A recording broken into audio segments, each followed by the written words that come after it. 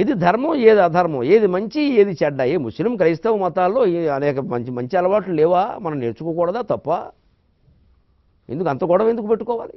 మహమ్మద్ ప్రవక్తకి ఒక ఎర్రతేలోటి కాలువ దగ్గర కూర్చున్నట్టు ఆయన పాపం, ఆ ఎర్రతేలేమో బయటికి గట్టుకు కూర్చొని ఎక్కలేకపోతుందట, ఈయన చేతులతో పట్టుకుని ఎక్కిస్తున్నట్టు. ఎర్రతేలు పట్టుకోవడం ఏంటండి? ఏమన్నారా ధైర్యాన్ని? జాలి పాపం, దేవుడు దైవస్వరూపుడు కదా ప్రవక్త, జాలి ఎక్కిస్తుంది, కుట్టేస్తుందట పాపం, మళ్ళీ తట్టుకోలేక వదిలేస్తున్నట్టు, మళ్ళీ అది నీటిలో మళ్ళీ ఎక్కుతున్నాడు, మళ్ళీ ఎక్కిస్తున్నట్టు. ఓ గొల్లవాడు ఎవడో చూశాట, గొర్రెలు మేపుకునేవాడు, ఏమయ్యా నువ్వేదో పెద్ద ప్రవక్త అంటారు మతుందా లేదా?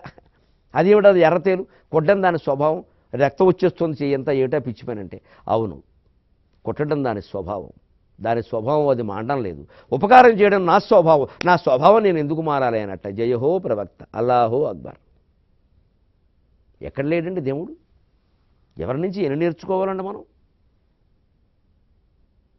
భయంకరమైన శిక్ష విధిస్తే రక్తం చిందించి ప్రపంచానికి ఓ ప్రేమ పాఠం నేర్పిన యేసుక్రీస్తు నుంచి ఎన్ని నేర్చుకోవాలండి? అదే చెబుతాడు. దురంత దుర్మతాచార భయంకర అటవికి. రకరకాల మతాచారాలు పెడతారా, విభేదాలు పెడతారా? విభేదం మతాల్లో లేదు, మన మనస్సులో ఉంది. దాన్ని పోగొట్టుకుంటే కదా నవజీవనం వేదం అయ్యేది.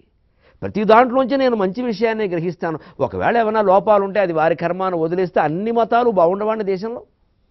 దానికోసం కొట్టేసుకోవాలి. గోవును పూజిస్తాం, దండలేస్తాం, అట్టిపళ్ళు పెడతాం, దానికి అరగవు. గడ్డి తినే గోవుకి అట్టిపళ్ళు పెడతాం, ప్రసాదాలు పెడతాం. గోవు శరీరంలో ముక్కోటి దేవతలు ఉంటారు, చెవులో శివుడు ఉన్నాడు, వీపులో విష్ణువు ఉన్నాడు. దాని కడుపు నిండలేదు, దాని బిడ్డకు పాలించుకునే అధికారం దానికి లేదు. దానికి అర్థం అవట్లా ఈ దేవతలు వైభవాలు ఏమిటో. గోవు చుట్టూ తిరగడమా? మనం చుట్టూ ఎందుకు తిరుగుతున్నామో దానికి తెలియదు, భయపడి చచ్చిపోతుంది. గోవు చుట్టూ ప్రదక్షిణాలు చేయడం అంతా అజ్ఞానం, ఇంకోటి లేదు, చర్చకు సిద్ధం. ఇచ్చంత ప్రచారం చేస్తున్నారు పని కట్టుకుని. అదో జీవి, అదో జంతువు, దాని చుట్టూ ప్రదక్షిణం చేయడం ఏంటండి? మనిషి ఆత్మ చుట్టూ తప్ప అన్నిటి చుట్టూ తిప్పుతున్నారండి. చెట్ల చుట్టూ, పుట్ల చుట్టూ, ఆవుల చుట్టూ, చీమల చుట్టూ, పాముల చుట్టూ. నీ చుట్టూ మాత్రం నువ్వు తిరగకు, మా చుట్టూ తిరుగు, మేము సంపాదించుకుంటాం. అజ్ఞానం బాగా నేర్పుతున్నారు. గోవు చుట్టూ ప్రదక్షిణం చేస్తే కోరికలు తీరతాయా? అది గొప్ప. గోవును రక్షించాలి, గోవుకు ఆ గడ్డి వేయాలి, గోవుకు తెలగపిండి వేయాలి, ప్రదక్షిణాలు చేయడం, పారాయణలు చేయడం, బొట్లు ఎట్టడం ఏమిటండి ఇది?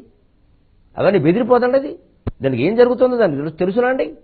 గోవు ఇవాళ రక్షింపబడవలసిన స్థితిలో ఉందమ్మా, మనల్ని రక్షించి కాపాడే స్థితిలో అది లేదు.